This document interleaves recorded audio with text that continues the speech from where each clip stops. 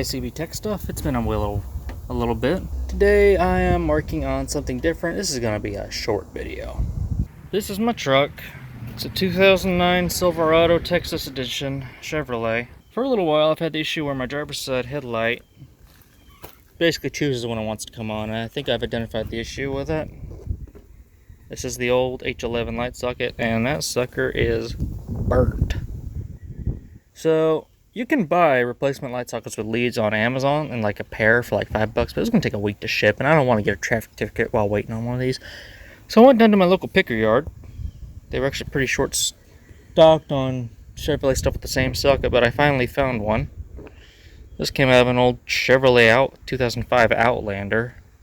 It's a little different, but it is the same H11 socket, and I also got the bulb with it. They didn't even charge me for that, so shout out to Recyclers Depot Pickers for that. This was the bulb that was on that socket. It's still good. It's actually the same kind. Well, this is a CEC brand one from ABC Auto Parts. This one's a Phillips. I started to get both leads off that thing, but the other lead was also burned up. It took me about a half hour to find that thing, but yeah. Anyway, what I'm going to do is I cut that off. It's also got some wire issues right there. I'm going to splice these leads on the other leads with some of these little suitcase connectors. It's pretty simple. I don't think the wire pattern really matters. I mean, it's DC, so I mean one end to one end. I'll test that. Alright, so I got them spliced on, or a little bit of tape over them, just so there's no arcing. I'll fire up my truck and we'll see if we get any light. Alright, we got light. Excellent. Alright, there we go. Just like it belongs there. And the best part is, all it really cost me was a pack of these. Instead of waiting a week and paying like $6 to $10 on Amazon for a new one.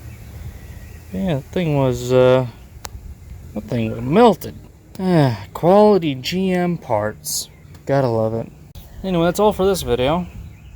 I'm willing to bet that this is a common issue with GM cars, especially ones with H11 sockets.